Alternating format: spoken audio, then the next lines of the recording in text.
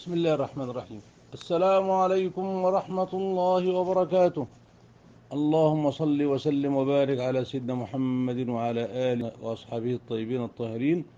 أما بعد، إخواني الكرام، نستكمل موضوع الصلاة. اليوم هنتكلم عن أركان الصلاة.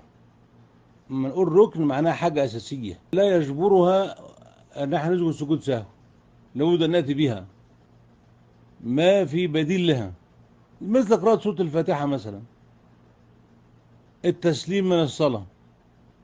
يبقى ركن يعني شيء أساسي ليس له بديل، لابد أن نأتي به.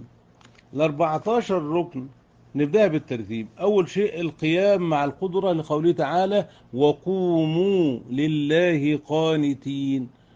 هذا للقادر. طب والمريض يجلس، لا يستطيع جلوس، على جنبه حسب استطاعته، وهذا من رحمة ربنا سبحانه وتعالى. الأمر الثاني بعد الوقوف تكبيرة الإحرام، الله أكبر. هذه التكبيرة ركن أساسي، دي بداية الدخول في الصلاة. قبل هذا كن ممكن تلتفت، تتكلم، تشير. الآن أنت أحرمت بالصلاة، أي أصبح ما كان مباحا لك قبل ذلك ليس مباحا الآن. الله أكبر. بعد كده في الأركان قراءة سورة الفاتحة، ركن. هذا للإمام والمنفرد اللي يصلي لوحده. طب واحد مأموم والإمام لم يترك مجالا للمأموم لقراءة الفاتحة، قراءة الإمام تكفيه في بعض المذاهب، وإن كان الأولى أن يترك الإمام فرصة للمأموم يقرأ الفاتحة. طبعا الفاتحة 7 آيات من البسملة إلى ولا الضالين، دي سورة الفاتحة. بعدها من الأركان الركوع. بعد ما نخلص سورة الفاتحة طبعا هنقرأ سورة، هذه تعتبر من الواجبات سنعرفها بعد ذلك، والسنن. الركوع، الله أكبر، بحيث يكون ظهره مستقيم موجود عليه إناء ماء لا يقع. هذا بردك للقادر وليس للمريض. الركوع هذا نفسه ركن. ما ستقوله في هذا الركوع هذا أمر سأعرفه فيما بعد.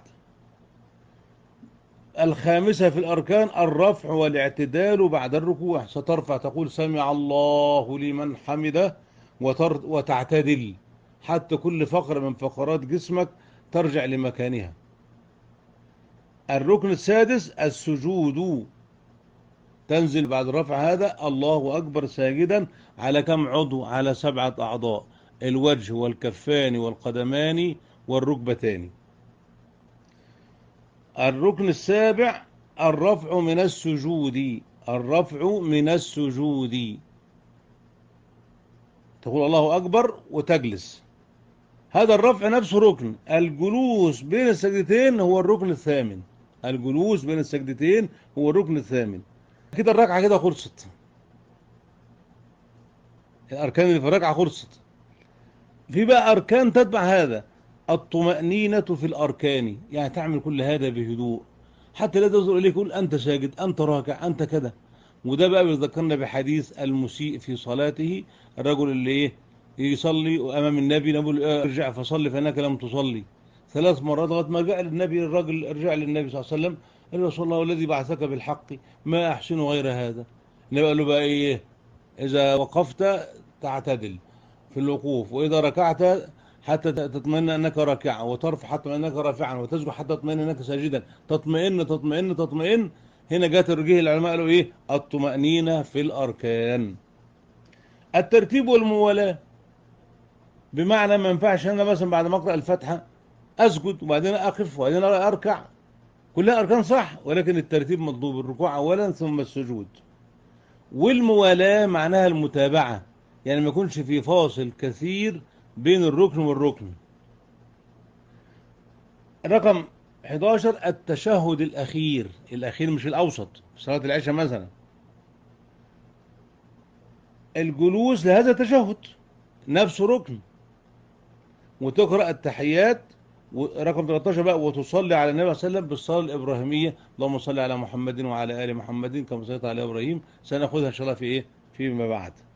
يبقى كده ده ركن 13. رقم 14 التسليمتان. طبعا العلماء بيعتبروا التسليمة الأولى ركن والثانية واجب. المهم يعني احنا بنعتبر التعليم الآن التسليمتان. وبيحصل يا جماعة خطأ يبطل الصلاة في التسليم. عارفين ايه هو؟ قبل أن يقول السلام عليكم ورحمة الله وبركاته يلتفت جهة اليمين. يبقى التفاته قبل أن يقول السلام عليكم هذا يبطل الصلاة، لأنه ما زال لسه في الصلاة. إنما هو ما زال وجهه متجه للقبلة، السلام عليكم ورحمة الله وبركاته، هذا وارد وده وارد. يبقى هو يقول السلام عليكم كما هو متجه للقبلة، ثم ينحرف يمينا في قوله ورحمة الله، ثم يرجع السلام عليكم وينحرف شمالا ورحمة الله وبركاته أو رحمة الله. كده دي يا اخوانا اسمها ايه؟ الأركان. لا تستعجلوا، سنكمل إن شاء الله في المرة القادمة إن شاء الله تعالى واجبات الصلاة. إن شاء الله تعالى احنا خدنا المرة السابقة شروط صحة الصلاة، كان منها يا جماعة استقبال القبلة. والسؤال الآن: ما الدليل من القرآن الكريم على استقبال القبلة؟ والسلام عليكم ورحمة الله وبركاته.